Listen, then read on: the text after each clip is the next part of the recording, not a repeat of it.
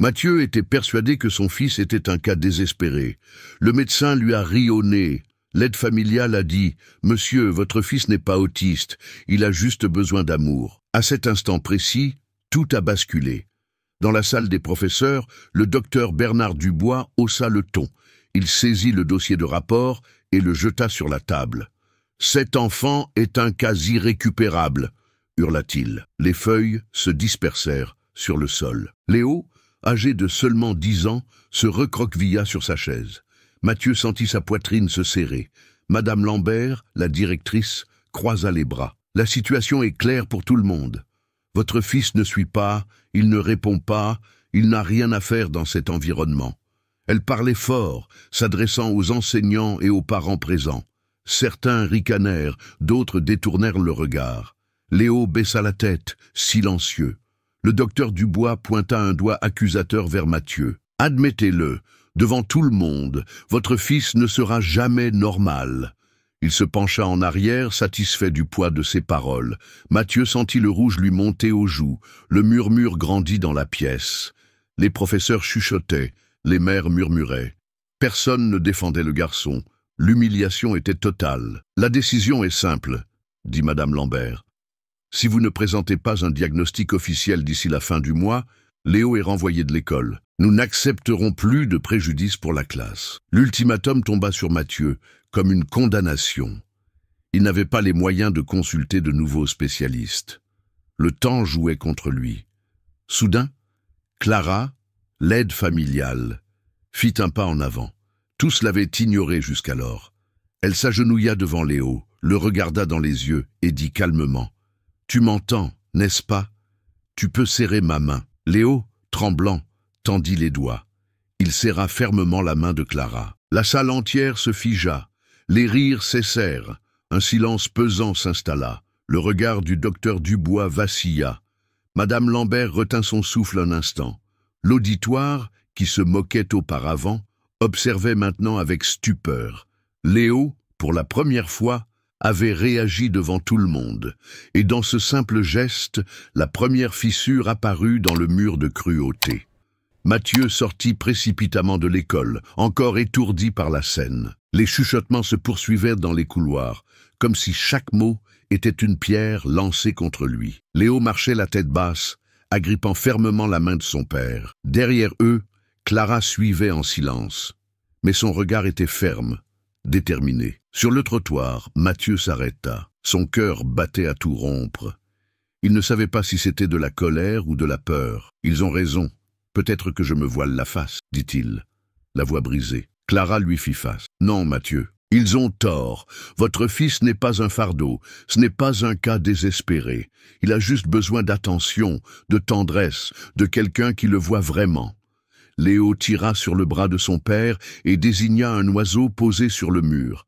Un geste simple, mais Mathieu resta immobile. Léo n'avait jamais fait ça en public. Clara sourit. « Vous voyez, il perçoit le monde, il réagit. Il n'apprend simplement pas de la manière qu'ils attendent. » Ces mots résonnèrent. Mathieu prit une profonde inspiration. « Alors, vous pensez qu'il y a encore de l'espoir ? » « Je ne le pense pas, Mathieu, j'en suis certaine, mais vous devez vous battre avec moi. Ce ne sera pas facile. » Ce soir-là, à la maison, la tension se mêlait au silence. Léo jouait par terre, alignant des petites voitures en une file parfaite. Mathieu l'observait, ne sachant comment interagir. C'est alors que Clara s'agenouilla à côté du garçon. Elle ne l'interrompit pas. Elle se mit simplement à aligner des voitures avec lui, imitant ses mouvements. Léo la regarda du coin de l'œil surpris. Puis il prit une voiture rouge et la poussa jusqu'à la main de Clara. Elle souleva le jouet. « Merci, Léo. C'est la plus rapide de toutes, n'est-ce pas ?» Il hocha la tête en signe d'approbation. Mathieu sentit une boule se former dans sa gorge. Pour la première fois depuis longtemps, il y avait un véritable échange. « Vous avez vu ?» dit Clara en se tournant vers Mathieu. « Il comprend. Il veut communiquer. Il a seulement besoin des bons stimulants. » Le lendemain matin, la décision de Mathieu était prise. « Clara, nous allons relever le défi. S'ils veulent que je leur prouve quelque chose, je le ferai. » Le premier pas fut difficile. Mathieu commença à s'asseoir chaque soir avec son fils pour lire de courtes histoires. Léo ne parlait pas, mais il montrait des images du doigt, laissait échapper de petits rires à des moments inattendus. De petits signes, mais des signes de connexion. Un jour, Clara proposa quelque chose de nouveau. Elle emmena Léo au parc. Ils s'assirent près du lac. Elle sortit un carnet et tendit un crayon au garçon. « Dessine ce que tu vois », demanda-t-elle. Léo se mit à gribouiller rapidement. Le dessin était confus, mais il avait une forme, un oiseau, le même qu'il avait montré quelques jours plus tôt sur le mur de l'école. Mathieu resta paralysé.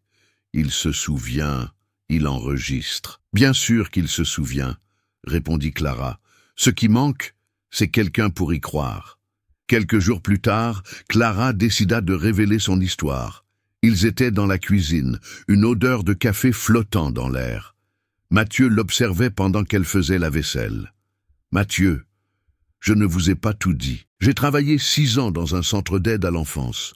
Beaucoup y étaient étiquetés comme autistes, attardés ou incapables.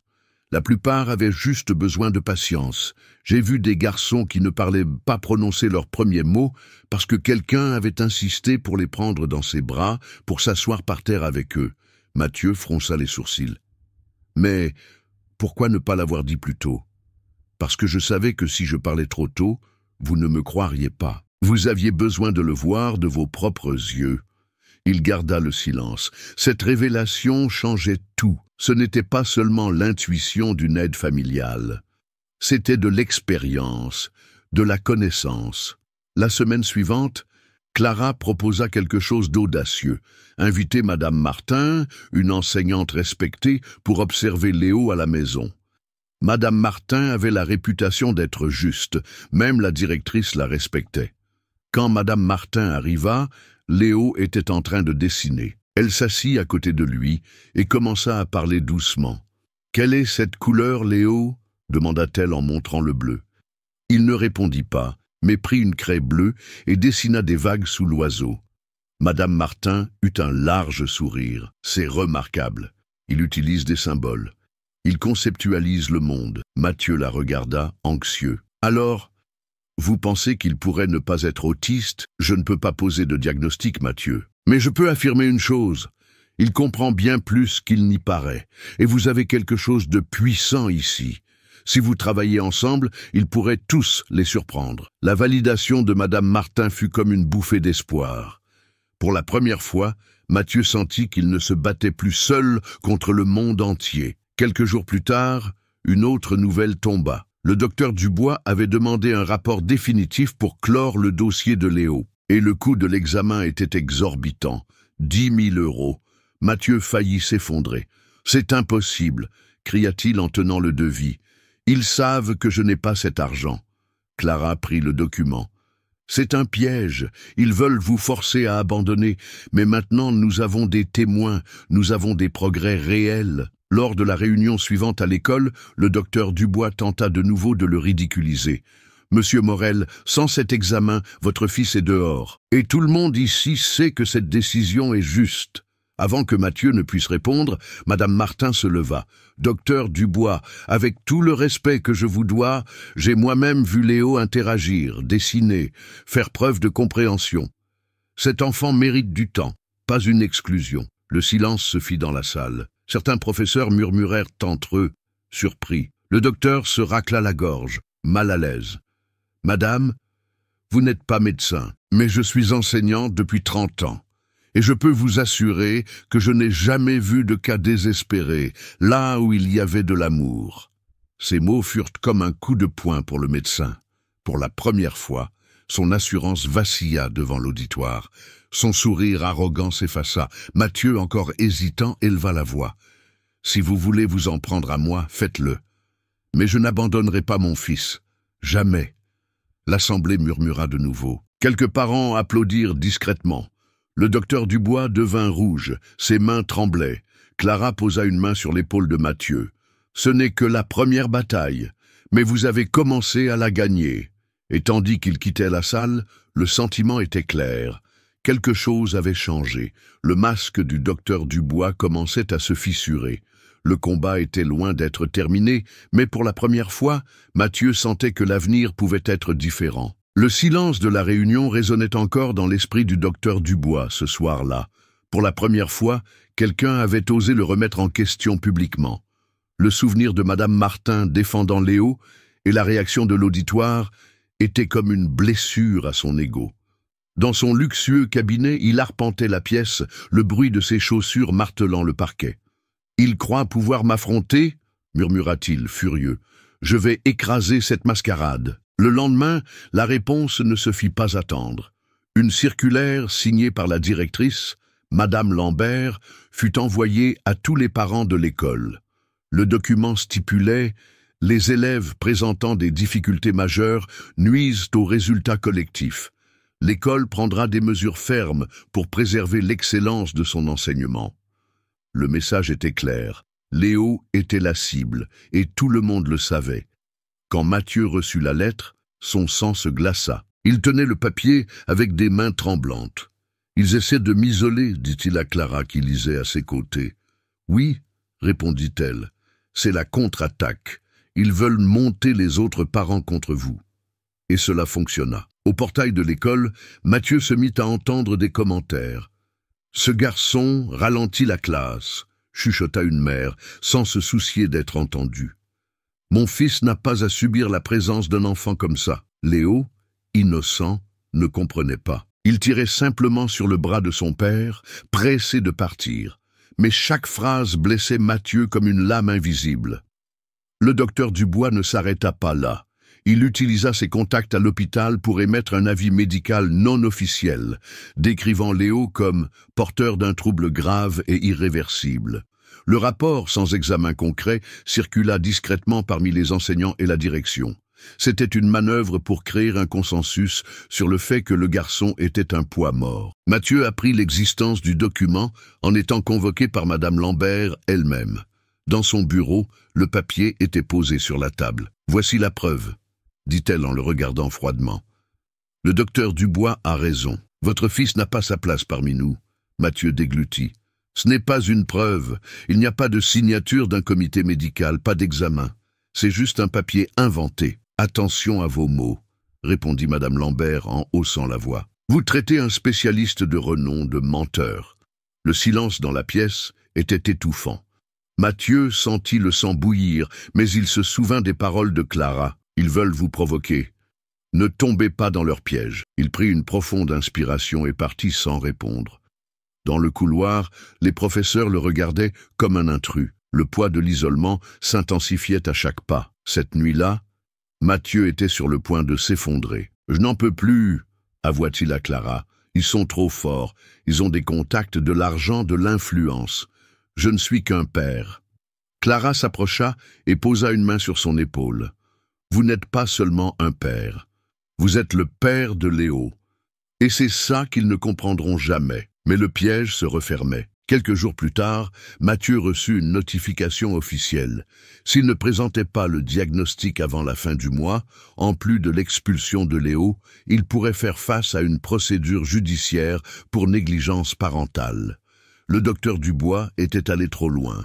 Mathieu devint blême en lisant « Une procédure, ils veulent me retirer la garde de mon fils ?» Clara écarquilla les yeux. « C'est monstrueux.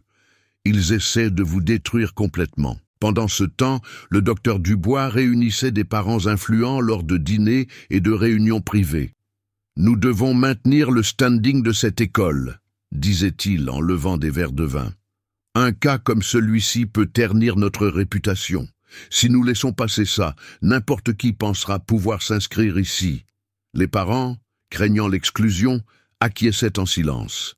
La peur était une arme puissante, et le docteur Dubois savait s'en servir. Léo, étranger à cette guerre d'adultes, commençait à sentir le poids du rejet. À la récréation, ses camarades s'éloignaient. « Ne lui parle pas », chuchotait un garçon. « Il est malade. » Mathieu assista à la scène depuis une fenêtre et sentit son cœur se briser. Il rentra chez lui, les larmes aux yeux. « Ils sont en train de détruire l'enfance de mon fils. » Clara s'agenouilla devant Léo ce soir-là. « Tu es incroyable, tu sais » dit-elle en le serrant fort dans ses bras. « Personne ne peut dire le contraire. » Léo sourit pour la première fois depuis des jours, et ce sourire fut comme un carburant pour Mathieu. Pourtant, le poids de la contre-attaque l'étouffait. Les factures s'accumulaient, l'échéance du diagnostic approchait, et la menace de perdre la garde planait comme une ombre. Un après-midi, il reçut un appel anonyme. Le docteur Dubois répand la rumeur que vous êtes un irresponsable. Il dit que vous n'avez jamais emmené votre fils à des consultations sérieuses, que vous le laissez à l'abandon. Mathieu sentit la rage monter. Il invente. J'ai toujours pris soin de mon fils. Je sais, répondit la voix, mais soyez prudent. Il va utiliser ça contre vous. Le lendemain, en allant chercher Léo, il fut interpellé par 2 agents de sécurité à la porte de l'école. « Monsieur Morel, nous devons fouiller votre sac à dos, » dirent-ils sans explication. « Ah, quoi? C'est absurde !» Ils ouvrirent le sac de Léo devant tout le monde. À l'intérieur, ils trouvèrent des comprimés qui ne lui appartenaient pas. La scène provoqua des murmures et des regards accusateurs. Mathieu était sous le choc. « C'est un coup monté !» cria-t-il en essayant de s'expliquer. « Mon fils ne prend pas de médicaments. Quelqu'un a mis ça ici. » Mais personne ne semblait l'écouter. Le mal était fait. Ce soir-là, Mathieu s'assit sur le canapé, anéanti. « Ils vont me briser. » Clara s'approcha, déterminée. « Non, Mathieu, ils ne paraissent forts qu'en apparence. Mais la vérité est de notre côté. Vous devez y croire. » Il regarda Léo, endormi dans sa chambre, serrant contre lui la petite voiture rouge. La même voiture qu'il avait donnée à Clara le premier jour. Ce souvenir raviva une flamme dans son cœur. « Je ne l'abandonnerai pas, » murmura-t-il. « Ils peuvent essayer de m'écraser, mais je ne les laisserai pas faire. » La contre-attaque du docteur Dubois avait été brutale. L'isolement, les mensonges, les pièges. Mathieu était acculé, mais à cet instant il prit une décision silencieuse. Il se battrait jusqu'au bout, quoi qu'il en coûte. Cette nuit-là, après le scandale du sac à dos, Mathieu ne parvint pas à dormir. Il resta assis dans le fauteuil du salon, la maison silencieuse, le cœur lourd. L'horloge tournait, mais son esprit revenait sans cesse dans le passé. Il se souvint de sa dernière conversation avec sa femme, Chloé, à l'hôpital. Elle était faible, mais son regard restait ferme. L'odeur de médicaments emplissait la chambre et Mathieu tenait sa main comme pour empêcher le temps de l'emporter. « Promets-moi une chose, » dit-elle d'une voix faible. « Tout ce que tu voudras, mon amour, » répondit-il, étouffé par les larmes. Chloé regarda le bébé dans son berceau, nouveau-né, petit et fragile. « Promets-moi que tu prendras soin de lui, que tu ne le laisseras jamais seul. Peu importe ce qu'on dira, peu importe ce que le monde essaiera d'imposer. Léo a besoin de toi. » Les larmes coulèrent sur le visage de Mathieu. « Je te le promets. Je le promets sur ma vie. » Elle sourit, ferma les yeux, et ce fut la dernière fois qu'il entendit sa voix. Le temps avait passé, mais la promesse restait vivante en lui. Les premières années, il avait tenté d'être à la fois un père et une mère, sans même savoir comment s'y prendre. Quand Léo ne parlait pas comme les autres enfants, Mathieu pleurait en cachette. Quand les voisins disaient « cet enfant a un problème », il faisait semblant de ne pas entendre. Il se souvenait toujours des mots de Chloé. Peu importe ce qu'on dira. Soudain, Mathieu se leva du fauteuil et alla dans la chambre de son fils. Léo dormait profondément, serrant contre lui la petite voiture rouge, le jouet déjà usé par le temps. Mathieu s'agenouilla près du lit et murmura « Ta mère croyait en toi, et moi aussi je crois en toi. » Il toucha la petite voiture et sentit un poids symbolique. Cet objet si simple lui rappelait le début de tout. Le cadeau que Chloé avait acheté pour le premier anniversaire de Léo, la même voiture que des années plus tard, il avait tendue à Clara en signe de confiance. La voiture était plus qu'un jouet. C'était un lien, le symbole de la promesse faite sur un lit de mort. Mathieu essuya ses larmes, se releva et inspira profondément. « Ils veulent me détruire, mais je ne romprai pas ma promesse. » À cet instant, le passé cessa d'être une douleur. Il devint un carburant. Le lever du jour apporta un air nouveau à Mathieu. Le souvenir de la promesse faite à sa femme brûlait encore dans son esprit. Il se réveilla avant l'aube, prépara un café fort et appela Clara pour discuter. « Nous ne pouvons plus attendre, » dit-il fermement. « S'ils veulent la guerre, ils l'auront. » Clara acquiesça. Mais nous avons besoin d'un plan. Si nous affrontons Dubois et Lambert de front, sans preuve, nous serons écrasés. Mathieu prit une grande inspiration. Alors nous allons rassembler des preuves. Montrer que Léo n'est pas celui qu'ils décrivent. Le premier pas fut de chercher des informations médicales fiables. Mathieu passa des heures à la bibliothèque municipale, feuilletant des livres de psychologie infantile, des articles de revues spécialisées. Clara faisait des recherches sur Internet, notant tout ce qui pourrait servir d'argument. La fatigue était immense, mais chaque nouvelle ligne lue semblait être une arme conquise. Un après-midi, Mathieu tomba sur un article d'un neurologue étranger de renom. Le texte disait « De nombreux diagnostics hâtifs d'autisme cachent simplement des traits de retard social ou un manque de stimulation émotionnelle. L'affection est, bien souvent, le facteur clé. » Il le montra à Clara, les yeux brillants. « C'est ça, c'est exactement ce que nous vivons avec Léo. »« Gardez bien cet article, » répondit-elle. « Il pourrait marquer un tournant. » Pendant ce temps, ils commencèrent à enregistrer chaque progrès de Léo. Ils filmèrent des vidéos de lui dessinant, riant avec Clara, réagissant à des questions simples. De petits moments, mais qui formaient une mosaïque de possibilités. Mathieu chercha également une aide juridique. C'est là qu'il se souvint de Julien, un ami de jeunesse devenu avocat. Ils se retrouvèrent dans un petit café du centre-ville. « Julien, j'ai besoin de toi. Ils essaient de renvoyer mon fils de l'école et menacent même de me retirer sa garde. » L'avocat écouta tout en silence, les yeux attentifs. Puis il soupira. « C'est grave, Mathieu, mais il est possible de renverser la situation. Nous avons besoin de preuves solides et d'un récit clair. S'il y a eu manipulation de rapports ou coups montés, nous pouvons tout exposer. Ils ont même caché des médicaments dans le sac de Léo, » dit Mathieu, la colère contenue. Julien fronça les sourcils. « C'est un délit. Si nous pouvons prouver cela, Dubois et Lambert sont finis. Je vais t'aider, mais il faut être stratégique. Ne fais rien sans m'en avertir. » Clara sourit pour la première fois depuis des jours. Maintenant, nous ne sommes plus seuls. Les semaines suivantes furent intenses.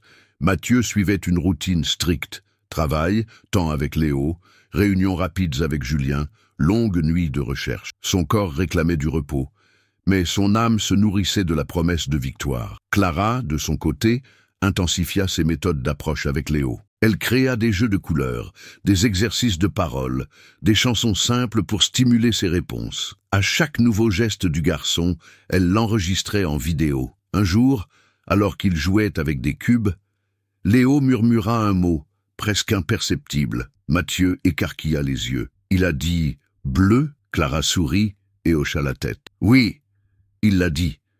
C'est son premier mot clair. » Mathieu s'agenouilla devant son fils, ému. « Je le savais, mon fils. Je savais que tu en étais capable. » L'espoir prenait une forme concrète. Julien apporta aussi des nouvelles. J'ai réussi à contacter une médecin indépendante, la docteure Isabelle Renaud. Elle peut évaluer Léo sans les préjugés du docteur Dubois. Son rapport aura du poids. Mathieu prit rendez-vous en urgence. Dans son cabinet, la docteure Renaud passa 2 heures avec Léo, observant chaque détail. À la fin, elle écrivit dans son rapport. L'enfant présente des signes de retard de socialisation, mais ne remplit pas les critères définitifs pour un diagnostic d'autisme. Un suivi thérapeutique avec des stimulations affectives est recommandé. Quand Mathieu lut ces mots, des larmes coulèrent sur ses joues. « Ça change tout. » Clara lui serra la main.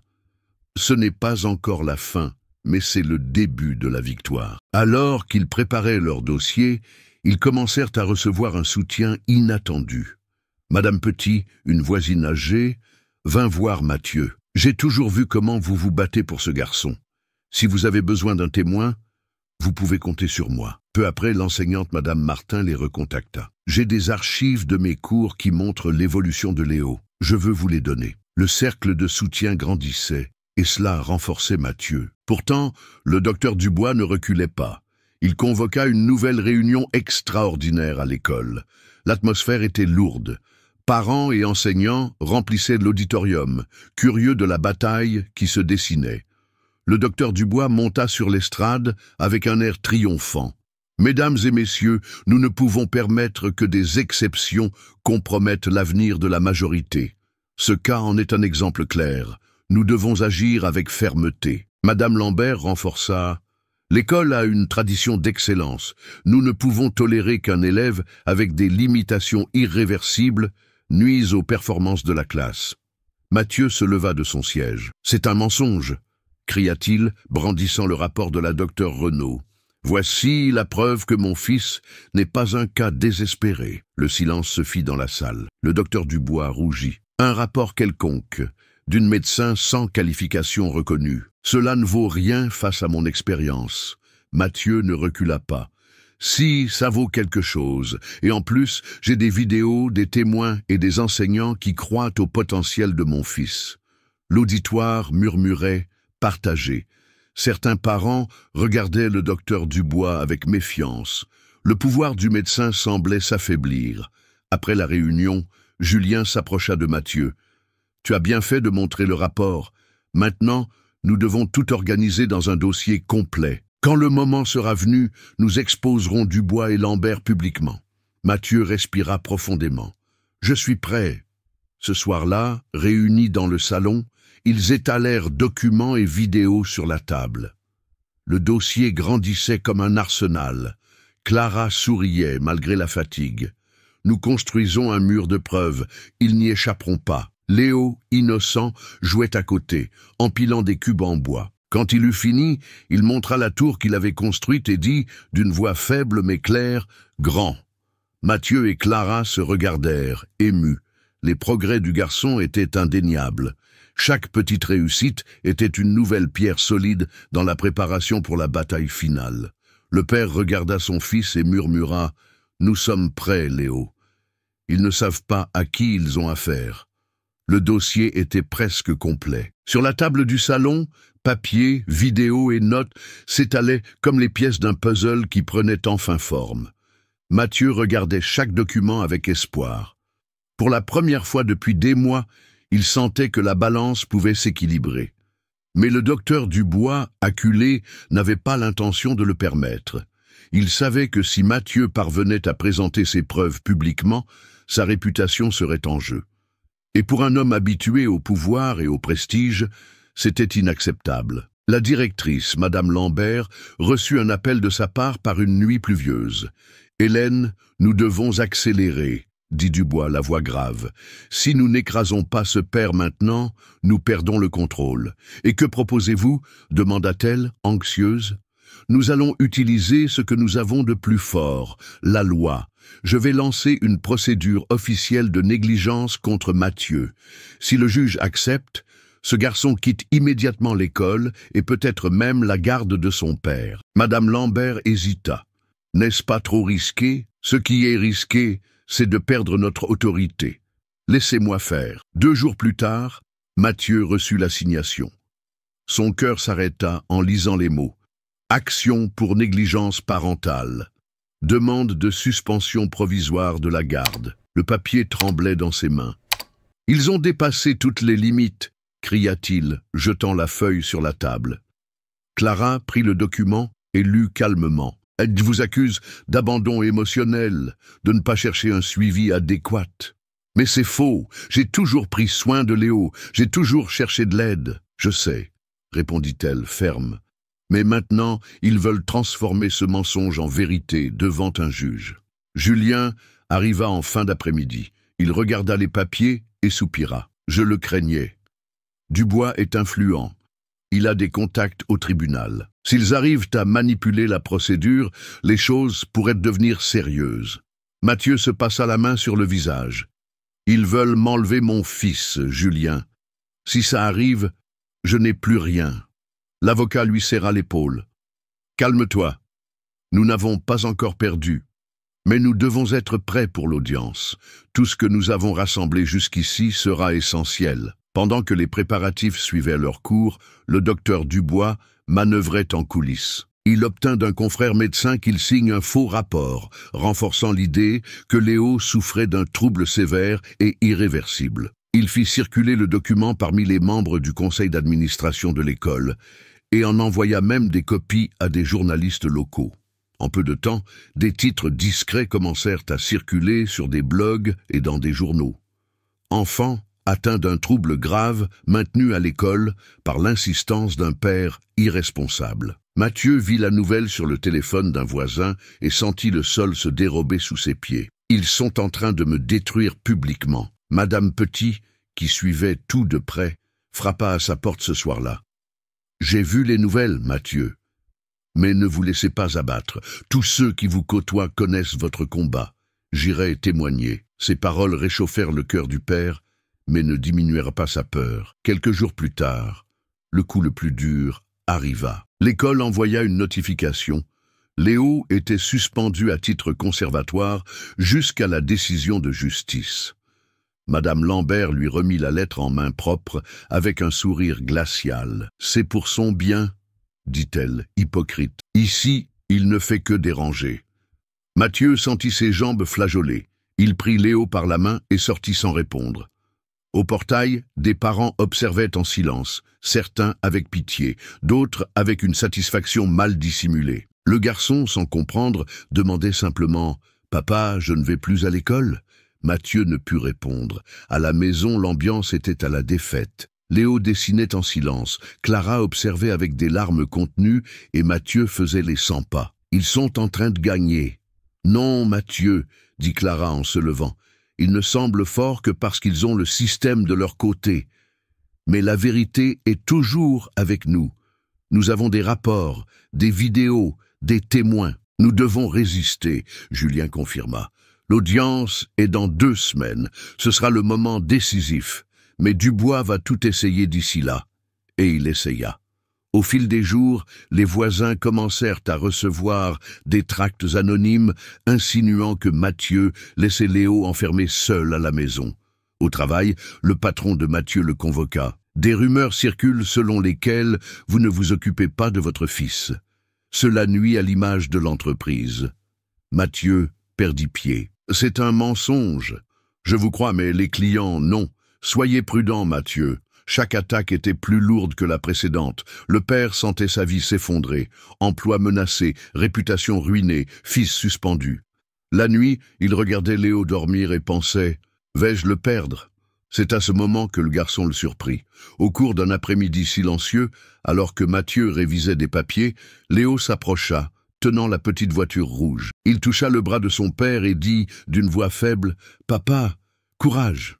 Mathieu se figea. Clara, qui était dans la cuisine, accourut en entendant. « Il a parlé !» Mathieu serra son fils dans ses bras, les larmes coulant sur ses joues. « J'aurai du courage, mon fils, je te le jure. » Ce simple mot raviva la flamme. La semaine suivante, la préparation prit un nouveau rythme.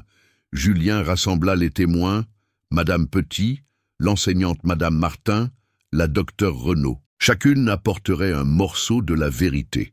Clara organisa les vidéos et les rapports, les transformant en dossiers bien ordonnés. Malgré tout, la peur persistait. Le docteur Dubois était rusé. Il répandit des rumeurs selon lesquelles Mathieu avait soudoyé des témoins, insinua que Clara avait des intentions cachées en se rapprochant de la famille, tout pour saper leur crédibilité. Un soir, Mathieu trouva la porte de sa maison taguée du mot « irresponsable ». Il tomba à genoux, submergé par la révolte. « Jusqu'où iront-ils » cria-t-il. Clara l'aida à nettoyer tout en disant « Ils sont désespérés ». Et quand l'ennemi est désespéré, cela signifie que nous sommes proches de la victoire. L'échéance approchait. Il ne restait que 3 jours avant l'audience. Mathieu ne dormait presque plus. Il répétait chaque argument devant le miroir, lisait les rapports jusqu'à les connaître par cœur. Clara le soutenait à chaque seconde, tandis que Léo, innocent, dessinait des tours, des voitures et des oiseaux, comme si le monde des adultes ne pouvait l'atteindre. La veille, Julien apporta une nouvelle alerte. Dubois a réussi à avancer l'audience. Ce sera demain. Ils veulent nous prendre au dépourvu. Mathieu sentit son corps trembler. Demain ? Mais nous n'avons pas encore tout organisé. C'est leur dernière carte, dit Julien. Ils veulent t'acculer, mais nous ne pouvons pas reculer. Demain sera le jour décisif. Mathieu ferma les yeux, inspira profondément et se souvint de la promesse faite à Chloé. Il se souvint des récents mots de Léo. « Courage, alors nous allons les affronter. Demain, Ils entendront la vérité. Le décor était planté. L'audience serait la scène finale. Le docteur Dubois et madame Lambert étaient confiants, armés de faux rapports et de leur influence dans les couloirs de la justice. Mathieu, de son côté, arrivait avec des alliés, des preuves et la flamme d'une promesse qui ne s'était jamais éteinte. Cette nuit-là, personne ne dormit chez les Morel. Le silence ne fut rompu que par le son du stylo de Mathieu signant la dernière page du dossier. Il leva les yeux, regarda Clara et dit « Demain, tout change ». Et tandis que Léo dormait, serrant contre lui la petite voiture rouge, l'ombre de la dernière menace planait. La bataille était sur le point d'éclater. Le palais de justice était bondé ce matin-là. La nouvelle de l'audience s'était répandue dans la ville comme une traînée de poudre. Parents d'élèves, enseignants, voisins et même de simples curieux se pressaient pour assister à ce qui était déjà perçu comme un spectacle public. Mathieu entra la tête haute, mais son cœur battait à un rythme effréné. À ses côtés, Clara tenait la main de Léo, qui portait son inséparable petite voiture rouge. Maître Fournier suivait de près avec une mallette remplie de documents. À l'autre bout de la salle, le docteur Dubois ajustait sa veste coûteuse, affichant une confiance artificielle. À ses côtés, madame Lambert lui chuchotait quelque chose, tentant de masquer son anxiété. Tous deux croyaient que leur influence et les faux rapports suffiraient à écraser Mathieu.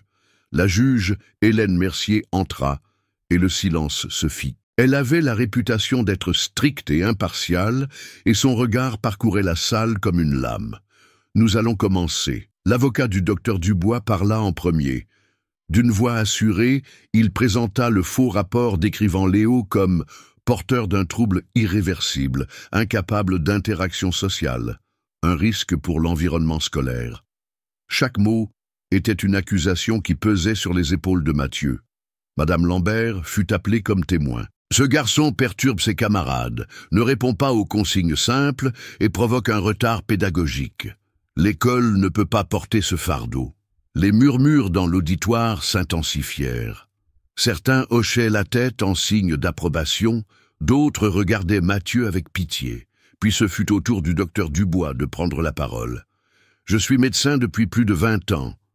J'ai l'autorité pour affirmer que ce père vit dans le déni. Non seulement il nuit à son fils, mais il compromet également toute la communauté scolaire.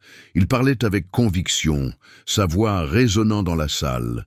Quand il eut terminé, il releva le menton, certain d'avoir scellé sa victoire. La juge se tourna vers Mathieu. « Monsieur Morel, qu'avez-vous à dire pour votre défense ?» Mathieu se leva lentement.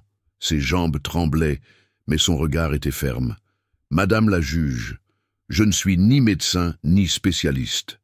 Je suis seulement un père. Mais j'apporte ici la vérité. » Julien lui tendit le dossier. Mathieu prit une profonde inspiration et commença sa présentation. D'abord, il montra les vidéos enregistrées à la maison. Les images apparurent sur l'écran. Léo dessinant des oiseaux, souriant à Clara, disant « bleu » en montrant une couleur. L'auditoire devint silencieux. Certains enseignants portèrent la main à leur bouche. Incrédule. Voici le garçon qu'ils disent incapable d'interagir. Il n'est pas perdu. Il ressent, il réagit, il apprend. Ensuite, Mathieu présenta le rapport de la docteure Renaud. La juge le lut à voix haute. L'enfant ne remplit pas les critères définitifs pour un diagnostic d'autisme. Un suivi avec des stimulations affectives est recommandé. L'impact fut immédiat. Des murmures parcoururent la salle. Madame Lambert écarquilla les yeux et le docteur Dubois serra les poings. Mathieu continua. « Ils ont dit que j'étais négligent. Mais voici les reçus de consultation, les rapports de suivi et les dossiers scolaires. Je n'ai jamais abandonné mon fils. » Il montra des piles de papiers organisés, chacun prouvant ses efforts. Ensuite, il appela Madame Petit comme témoin. La voisine s'avança avec une démarche assurée. « J'habite à côté de cette famille depuis des années. Je vois chaque jour à quel point Mathieu se consacre à son fils. Il ne l'a jamais laissé seul, jamais abandonné. Si je suis ici aujourd'hui, c'est pour le dire. Ce père est un exemple. » L'auditoire applaudit discrètement jusqu'à ce que la juge demande le silence. Ce fut ensuite le tour de l'enseignante Madame Martin. Elle apporta de vieux cahiers, des dessins de Léo faits en classe. Ce garçon a du potentiel. Il a seulement besoin de patience. S'il était réellement incapable, il n'aurait pas réalisé ses activités. D'autres murmurent. La balance commençait à pencher. Le docteur Dubois se leva, indigné. « Ce n'est qu'une mise en scène de bas étage. Les vidéos peuvent être truquées, les témoins achetés. » Mais Maître Fournier répliqua immédiatement. « Alors, expliquez, docteur, comment des comprimés ont pu se retrouver dans le sac d'un enfant alors qu'aucune ordonnance médicale ne lui prescrit de médicaments? Nous avons ici l'analyse du laboratoire prouvant qu'il s'agissait de médicaments pour adultes. » La salle explosa sous le choc. Le docteur Dubois devint livide. Madame Lambert détourna le regard. La juge fronça les sourcils. « Insinuez-vous qu'il y a eu un coup monté ?»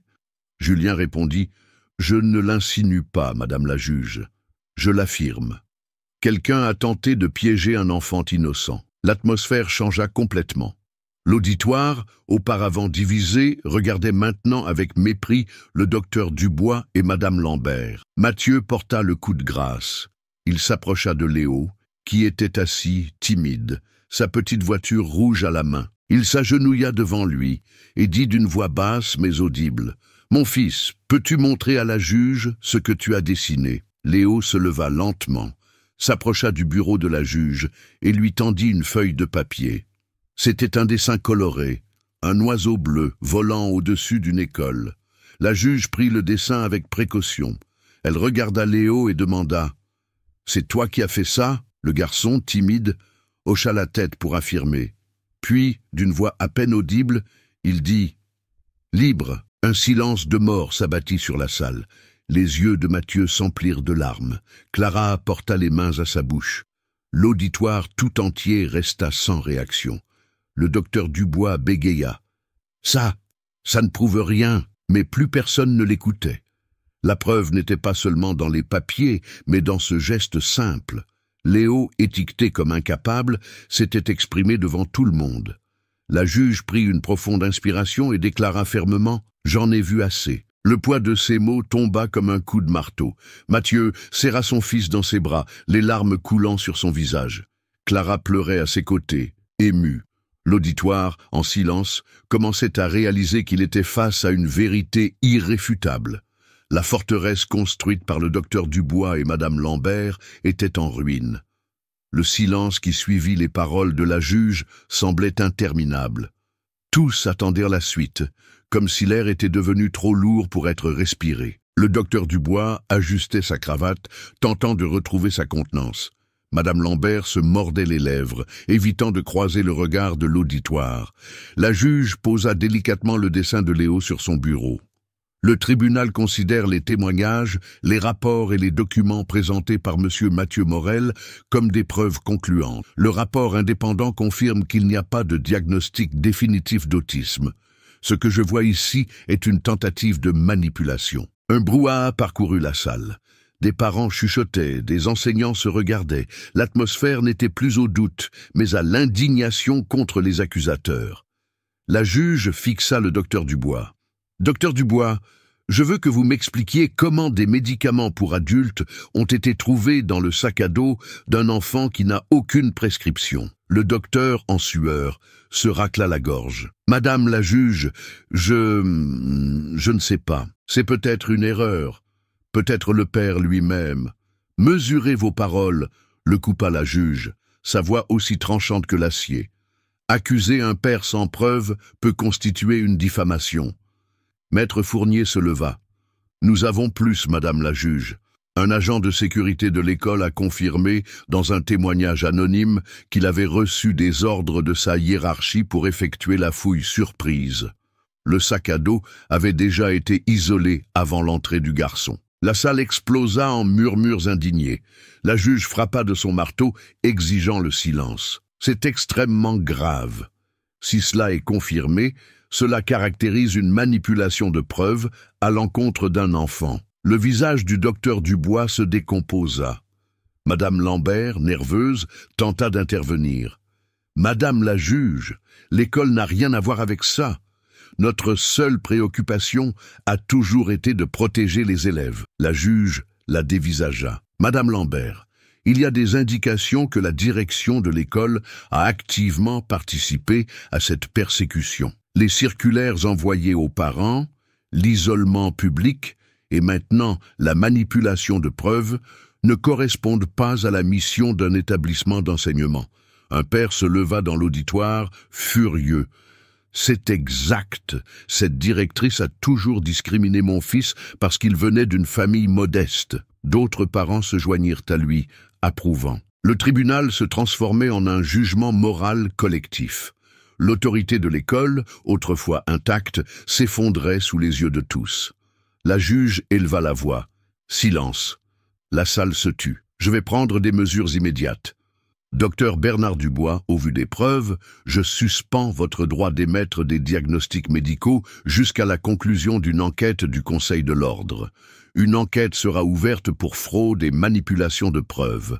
Le docteur Dubois perdit toute couleur. Ses jambes flageolèrent. L'auditoire réagit avec un mélange de choc et de satisfaction.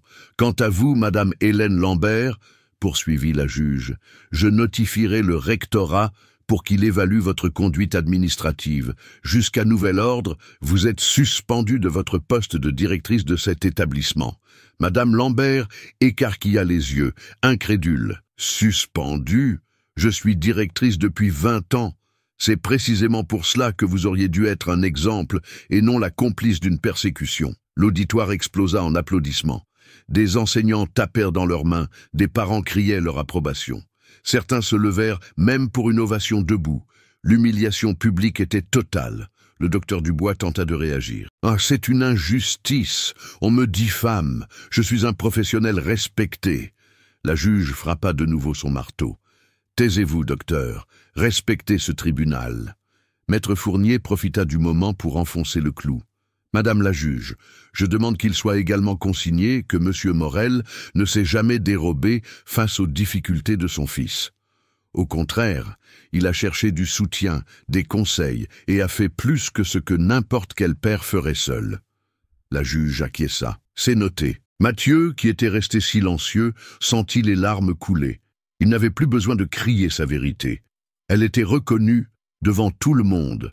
Clara lui serra la main, émue. « Vous avez réussi, Mathieu. » La juge se tourna alors vers lui. « Monsieur Morel, je tiens à reconnaître ici, publiquement, votre dévouement exemplaire en tant que père. Votre combat n'a pas seulement protégé votre fils, il a exposé des pratiques condamnables qui ne devraient jamais exister dans les institutions d'enseignement et de santé. » Les applaudissements retentirent une fois de plus. Mathieu baissa la tête, touché. Léo, sans saisir toute la dimension de l'événement, serra son père dans ses bras et brandit sa petite voiture rouge comme un trophée. Le docteur Dubois, désespéré, tenta de s'approcher de la juge. « Madame la juge, permettez-moi de mieux m'expliquer. » 2 agents de sécurité s'avancèrent, l'empêchant de franchir la ligne. L'image du médecin contenu fut capturée par des téléphones et se propagea immédiatement sur les réseaux sociaux. Madame Lambert, blême, essayait de sortir discrètement, mais fut encerclée par des parents en colère. « Vous avez toujours traité nos enfants comme des numéros !» cria une mère. « Maintenant, tout le monde sait qui vous êtes vraiment. La sanction n'était pas seulement juridique, elle était sociale. » Le piédestal qui soutenait le docteur Dubois et Madame Lambert se brisait sous les yeux de tous. La juge clôtura la séance d'une voix ferme.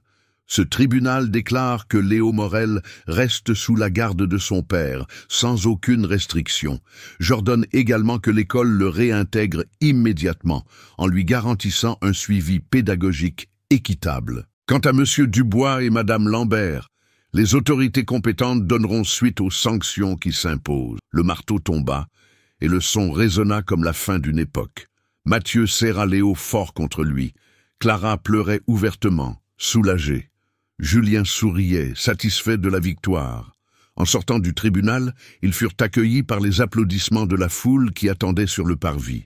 Des journalistes s'agglutinaient, micro tendus. « Monsieur Morel, comment vous sentez-vous après cette décision ?» Il prit une profonde inspiration. « Je sens que mon fils a enfin été entendu, que l'amour a vaincu les préjugés. » Léo, toujours agrippé à sa petite voiture, sourit timidement.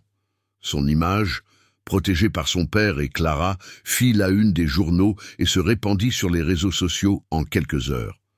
De l'autre côté de la rue, le docteur Dubois observait de loin, cerné par des reporters hostiles. « Docteur, avez-vous manipulé des preuves contre un enfant ?» demandait-il. Les caméras captaient chaque détail de son visage paniqué. Madame Lambert tentait de s'esquiver, mais était huée par des parents indignés. « Honte à vous !» criait-il.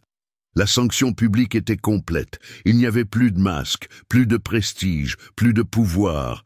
Seulement le poids de l'humiliation face au monde entier. Et pour Mathieu, cette scène était la confirmation que la promesse faite des années plus tôt était en train d'être tenue. Il avait défendu son fils jusqu'au bout, et il avait gagné. La salle d'audience s'était vidée, mais la répercussion de l'affaire résonnait comme le tonnerre. Dans les couloirs, les gens commentaient, certains encore sous le choc, d'autres souriant avec satisfaction. Le poids de la vérité avait fait basculer la situation et tout le monde le savait. Le docteur Dubois quitta la salle, escorté par la sécurité. Le médecin, autrefois si hautain, marchait désormais le dos courbé, le visage couvert de sueur. Des journalistes l'encerclèrent, tendant leur micro. « Docteur Dubois, avez-vous quelque chose à dire concernant votre suspension ?» Il tenta de garder son calme. « C'est une erreur judiciaire, une persécution, » bégaya-t-il. Mais sa voix flanchait, et les caméras captaient chaque tremblement. « Avez-vous manipulé des preuves contre un enfant ?» demanda un autre reporter. Le docteur explosa. « Je suis un professionnel respecté. Je n'accepterai pas d'être humilié de cette manière. » Les images furent diffusées en direct sur les portails d'information. Pour ceux qui regardaient, il ne faisait plus aucun doute. C'était un homme désespéré, tentant de s'accrocher à une réputation qui s'effondrait. Madame Lambert sortit juste après, cernée par des parents en colère. « Vous devriez protéger les enfants, pas les persécuter !» cria une mère. « Vous ne méritez de diriger aucune école !» Elle essaya de répondre, mais les mots ne sortaient pas. Elle était pâle, les yeux embués de larmes. Un père la pointa du doigt. « Vous nous avez trompés pendant toutes ces années. Le masque est tombé. » À chaque pas, la foule la repoussait symboliquement, avec des huées et des regards de mépris. C'était l'inversion totale. Ceux qui, auparavant, applaudissaient de son autorité la rejetaient maintenant en chœur. De l'autre côté, Mathieu sortit du tribunal, Léo dans ses bras. Clara les accompagnait, émue, tandis que Maître Fournier marchait juste derrière, portant la mallette de documents qui avait été l'arme de leur victoire. Lorsqu'ils arrivèrent sur les marches du parvis, ils furent surpris par des applaudissements. Des gens qui n'avaient jamais adressé la parole à Mathieu tapaient maintenant dans leurs mains, certains criant même son nom. « Bravo, Mathieu, vous êtes un héros !» Il s'arrêta, ne sachant comment réagir. Il était habitué aux regards de mépris, pas aux acclamations. Léo, timide, cacha son visage sur l'épaule de son père, mais brandit bientôt sa petite voiture rouge en l'air. Ce geste déclencha de nouveaux applaudissements et même quelques larmes chez certains présents. Un journaliste s'approcha. « Monsieur Morel, que ressentez-vous après avoir prouvé l'innocence de votre fils ?» Il prit une profonde inspiration, la voix étranglée par l'émotion. « Je ressens du soulagement. Mais plus que ça, je ressens de la fierté pour mon fils. Il n'a pas besoin d'étiquette, il a besoin d'amour, et aujourd'hui le monde l'a vu. » Ces paroles furent reprises dans les journaux télévisés et sur les sites d'information. En quelques heures, l'image du garçon avec sa petite voiture rouge devint le symbole de la victoire contre les préjugés. Pendant ce temps, le docteur Dubois tentait de se réfugier dans sa voiture, pourchassé par les caméras. À chaque question, sa fureur grandissait. « Je n'ai pas perdu. Je ferai appel !» criait-il, mais plus personne ne le croyait. Sa parole avait perdu toute valeur. Madame Lambert subissait un sort similaire. Des parents exigeaient sa démission définitive. Certains enseignants, qui s'étaient tus par peur, s'exprimaient maintenant. « Elle a toujours utilisé son pouvoir pour intimider, ça suffit !» Le poids social était plus cruel que n'importe quelle sentence. Tous deux, qui contrôlaient autrefois par l'autorité, étaient maintenant la cible du mépris public. À l'intérieur de sa voiture, le docteur Dubois frappa le volant. « Maudits, ils m'ont détruit !» Ses mains tremblaient. Pour la première fois, il n'avait pas de réponse, pas de contrôle. Mathieu, en revanche, marchait dans les rues, salué par les passants. Des gens s'approchaient pour lui serrer la main, pour louer son courage. C'était une transformation radicale, d'homme humilié à père admiré. Clara sourit, essuyant ses larmes. « Vous vous en rendez compte, Mathieu ? Le procès ne concernait pas seulement Léo. Il s'agissait de vous, montrant au monde que l'amour est plus fort que n'importe quel diagnostic. » Il regarda son fils, qui jouait avec sa voiture en marchant. « Et je referai tout, autant de fois que nécessaire. » La nuit tomba, mais l'agitation continuait. Aux informations, les commentateurs saluaient la décision de la juge et critiquaient les pratiques du docteur Dubois et de Madame Lambert. Sur les réseaux sociaux, des milliers de personnes partageaient la vidéo de Léo disant « libre » devant le tribunal. La société, qui avait assisté en silence, prenait maintenant position. Et la réaction était claire. Le méchant était tombé, le père avait triomphé. Le docteur Dubois et Madame Lambert étaient seuls. Isolés, sans prestige, sans soutien. Leur chute finale n'était pas seulement institutionnelle, elle était morale, une fin qui reflétait chaque humiliation qu'ils avaient infligée. Et pour Mathieu, c'était plus que de la justice, c'était la confirmation que sa promesse à sa femme avait été tenue. Il regarda le ciel, en silence, et murmura « Chloé, nous avons gagné ». La nuit suivante fut la première depuis des mois où Mathieu put dormir profondément. Le poids de la menace constante avait disparu.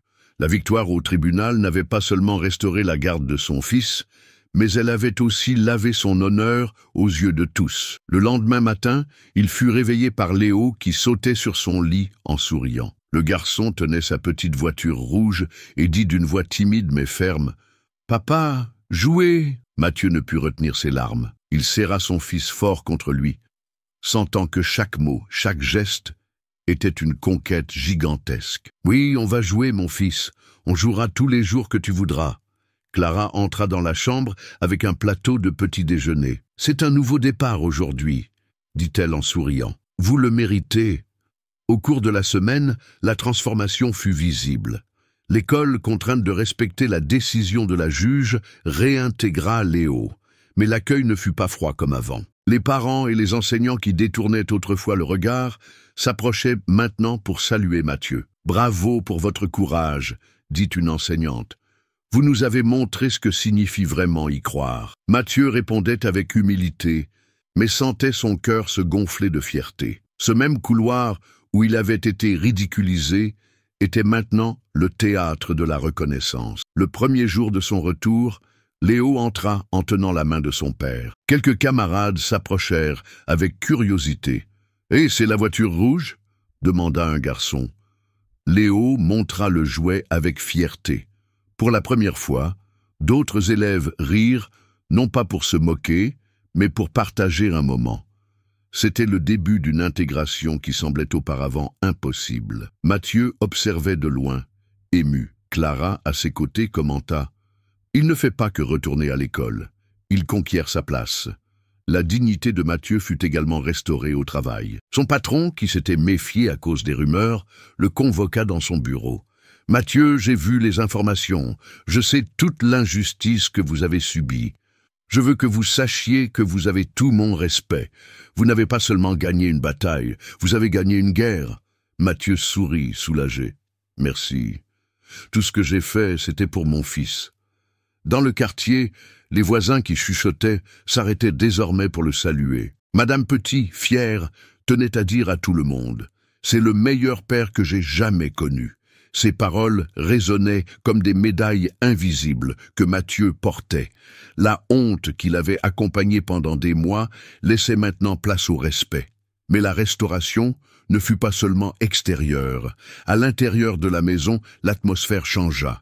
Léo, auparavant replié sur lui-même, montrait plus de signes d'ouverture. Il commença à utiliser des mots simples pour demander de l'eau, de la nourriture ou pour jouer. De petites avancées qui auraient pu paraître banales pour n'importe qui d'autre, mais qui étaient des miracles pour Mathieu. Un après-midi, assis par terre dans le salon, Léo prit un papier et dessina le même oiseau bleu qu'il avait montré au tribunal. En dessous, avec des traits maladroits, il écrivit le mot « Papa ». Mathieu s'effondra en larmes. Il serra son fils dans ses bras, submergé par l'émotion. « Tu es ma plus grande victoire, Léo ». Clara observait la scène, touchée. « Ce n'est que le début. Nous avons encore beaucoup de travail, mais maintenant nous savons que nous ne sommes pas seuls. » Les nouvelles continuaient également de faire écho. Des émissions de télévision invitèrent Mathieu pour des interviews. Il hésita au début, mais décida d'accepter. Il s'assit devant les caméras et raconta son histoire. « Je ne suis pas un héros. Je suis juste un père qui n'a pas abandonné. Mon fils n'avait pas besoin d'étiquette. Il avait besoin d'amour. » Son témoignage devint viral. En quelques jours, des milliers de personnes partageaient son message. Des parents d'enfants dans des situations similaires écrivirent des lettres et des messages, le remerciant de donner une voix à ce que beaucoup ressentaient mais n'osaient pas dire. Mathieu lisait chacun d'eux, les larmes aux yeux. « Je ne savais pas qu'il y avait tant de gens qui traversaient la même douleur. » Clara acquiesça. « Vous êtes devenu un exemple, Mathieu. Votre combat n'est plus seulement le vôtre. C'est celui de tous ceux qui ont été réduits au silence. » Pendant ce temps, le docteur Dubois et Madame Lambert sombraient dans l'oubli. Le médecin vit son nom exposé dans des reportages d'investigation. Des patients commencèrent à annuler leurs rendez-vous.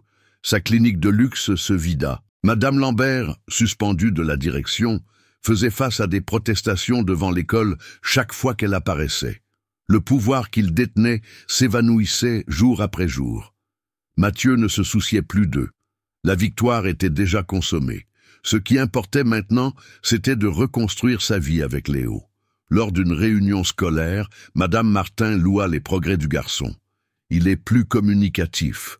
Avec de la patience, nous pouvons l'aider à accomplir bien plus. Mathieu sourit, fier. Je n'ai jamais douté de lui.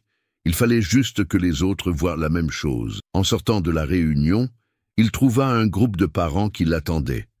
L'un d'eux lui serra la main. « Merci d'avoir affronté tout ça. Vous avez ouvert des portes pour nous tous. » Mathieu remercia, ému. Le sentiment d'isolement avait disparu. Il faisait maintenant partie d'un réseau de soutien, de respect. Un soir tranquille, assis à table avec Clara, Mathieu réfléchit. « Quand tout a commencé, je pensais être seul contre le monde. Aujourd'hui, je vois que ce n'était pas le cas. Et tout a commencé avec vous, quand vous avez dit ces mots. Il a juste besoin d'amour. » Clara sourit, émue. « Je n'ai fait que voir ce qui a toujours été là. C'est vous qui y avez cru jusqu'au bout. » Mathieu lui prit la main. « Merci de ne pas m'avoir laissé abandonner. » Dans sa chambre, Léo jouait en riant aux éclats. Le son de son rire remplissait la maison de vie. Mathieu ferma les yeux et se souvint de la promesse faite à Chloé à l'hôpital. « J'ai tenu ma promesse, mon amour. Notre fils est en sécurité. » La dignité, perdue au milieu des humiliations et des accusations, était restaurée, non seulement aux yeux de la société, mais surtout à ses propres yeux. Mathieu n'était plus l'homme honteux et vaincu.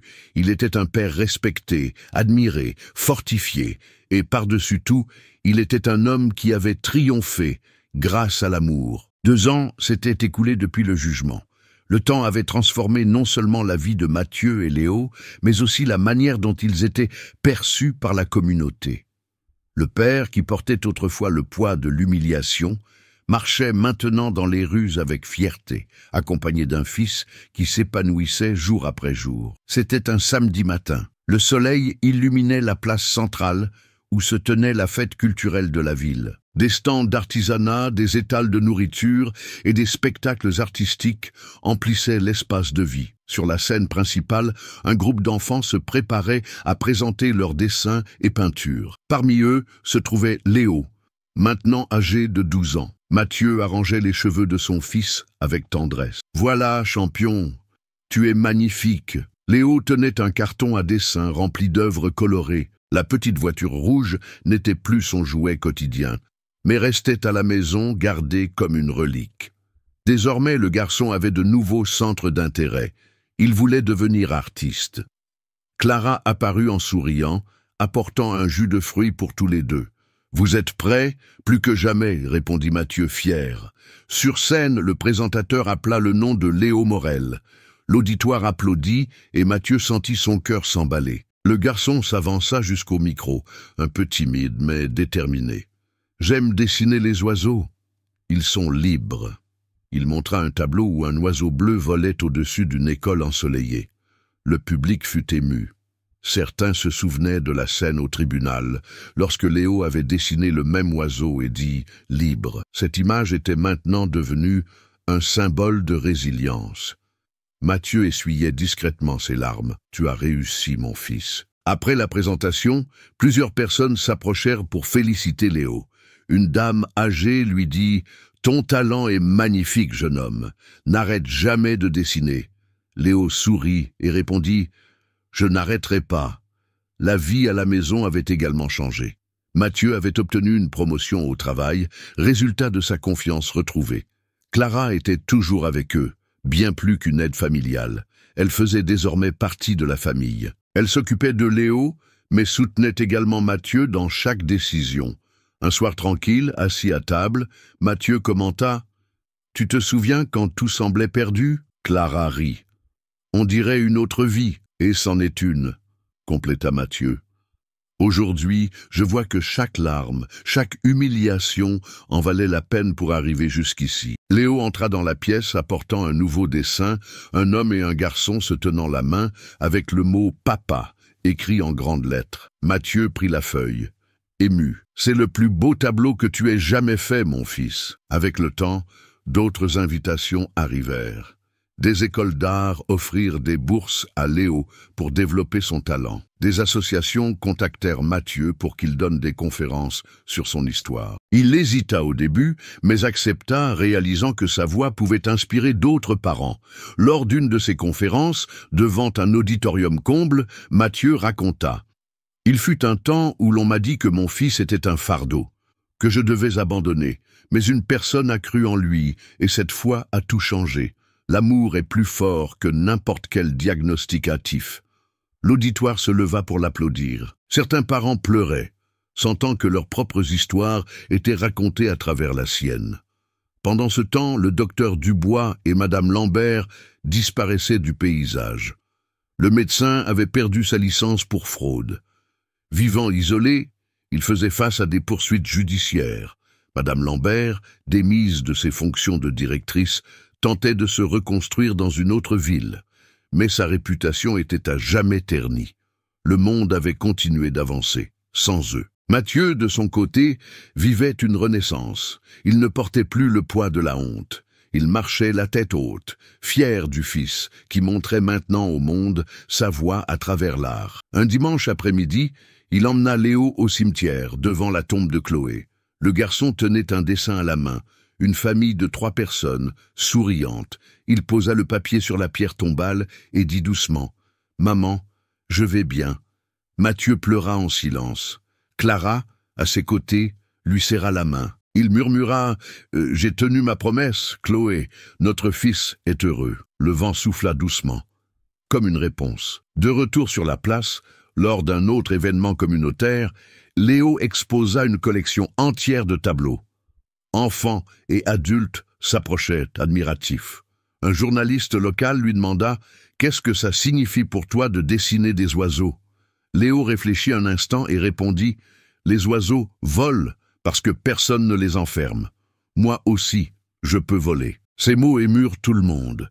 Mathieu sentit sa poitrine exploser de fierté. Clara, à ses côtés, pleurait discrètement. La nouvelle vie n'était pas seulement faite de victoires publiques, elle était faite de moments simples, des dîners en famille, des rires dans le jardin, des histoires lues avant de dormir. Chaque geste rappelait à Mathieu que sa dignité était restaurée. Un soir, alors que Léo dormait, Mathieu prit la petite voiture rouge gardée sur une étagère. Il passa la main dessus et sourit.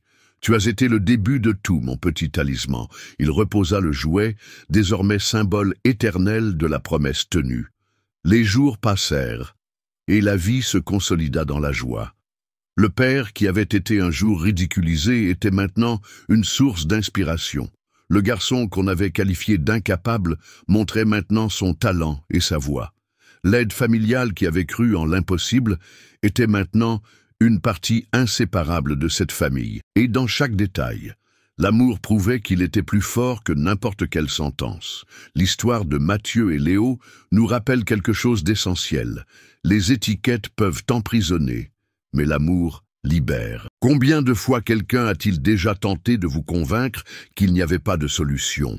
Combien de voix négatives ont tenté de faire taire l'espoir dans votre cœur? S'il y a une chose que ce combat a montré, c'est que personne ne devrait accepter des jugements hâtifs. Le monde a besoin de plus de gens comme Clara, qui voient au-delà des dossiers, au-delà des statistiques et qui croient au pouvoir de l'affection. Et vous, qui écoutez maintenant, réfléchissez. Y a-t-il quelqu'un près de vous qui a juste besoin d'un geste de patience, d'attention, de tendresse? Peut-être un fils, un ami, un parent, peut-être même vous-même. N'acceptez pas qu'on vous dise que c'est impossible. L'impossible n'existe que jusqu'à ce que quelqu'un prouve le contraire. L'amour est la clé. Et lorsqu'il guide nos choix, des vies entières peuvent être transformées.